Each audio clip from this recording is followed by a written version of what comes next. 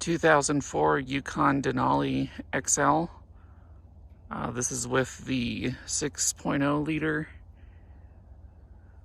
all-wheel drive. All of the Denalis were all-wheel drive, and the 6.0 is rated, at least in 2004, it's rated at 325 horsepower and 370 foot-pounds of torque.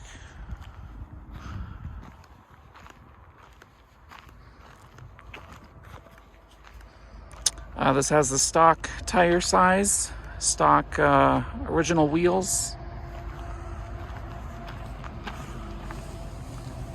It's a 265/70 R17, which is almost a 31, like a 30.7, 30.8. And has drilled and slotted rotors. Those are aftermarket on the front.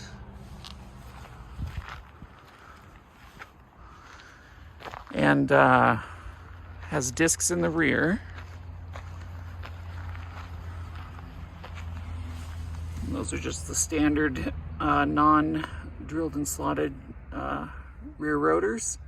And then the Denali's got the lower rocker panel treatment with the ground effects kind of, and then the integrated step bar.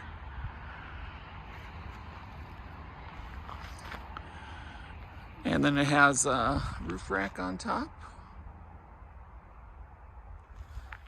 All right, take a look at the engine. You did get power seats, heated seats.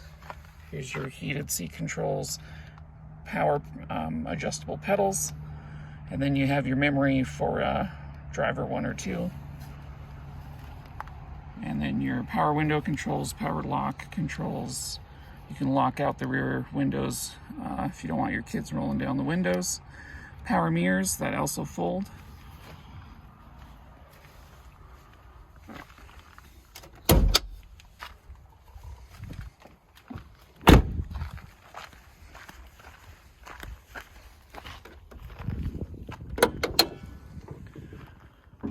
All right, there's the 6.0.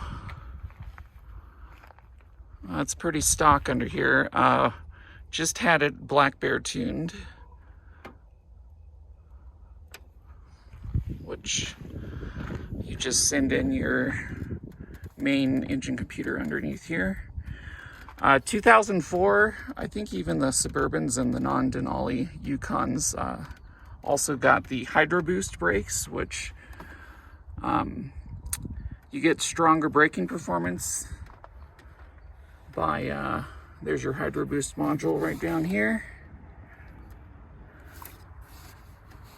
It just it puts more pressure through the braking system. Usually it uses either the power steering, or this might just be a separate, you know, instead of a big pressure brake booster here, this is, yeah, it's driven off your power steering. You can see the line, the lower line down there. So yeah, overall better braking than non-Hydro Boost models.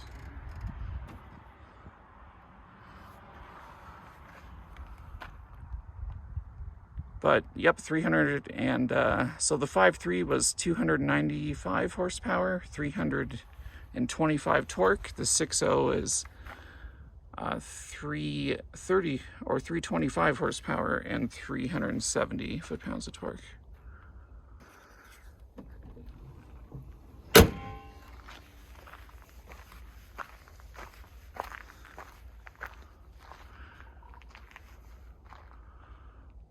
And then this has the Bose sound system, which you could get in non-Denali models as well.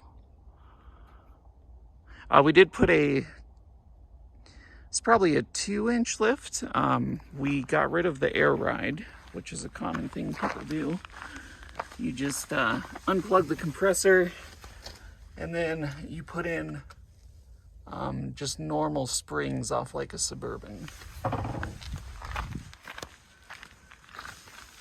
So the spring's actually, it's just a standard coil spring. Before this, the air ride was a shock that would fill with air, had like an air bladder in it, and that would raise and lower the rear.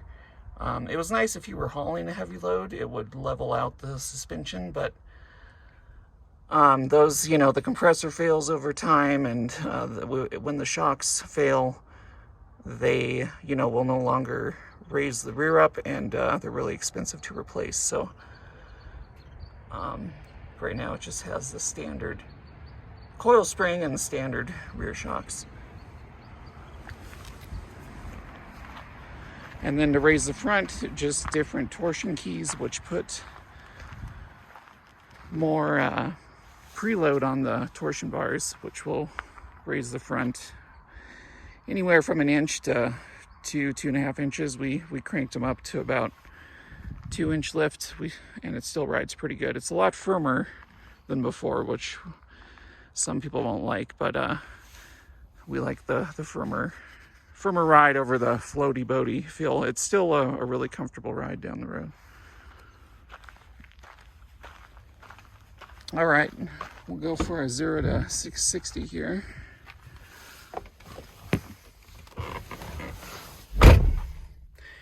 Stock exhaust, and you probably saw a stock intake. And the gearing,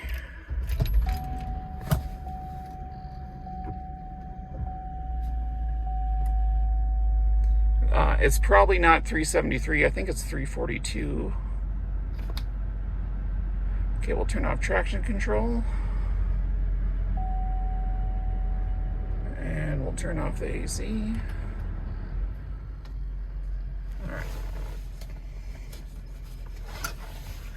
And we're at 6,900 feet. So if you were near sea level, this 0 to 60 would be a second faster.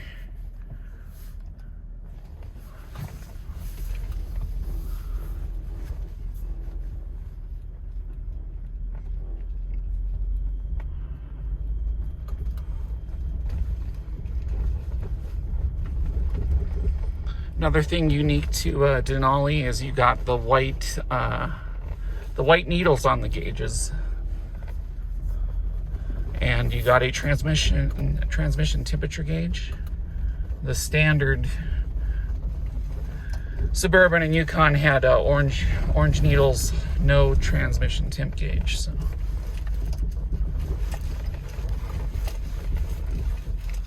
All right, so we're just gonna floor it.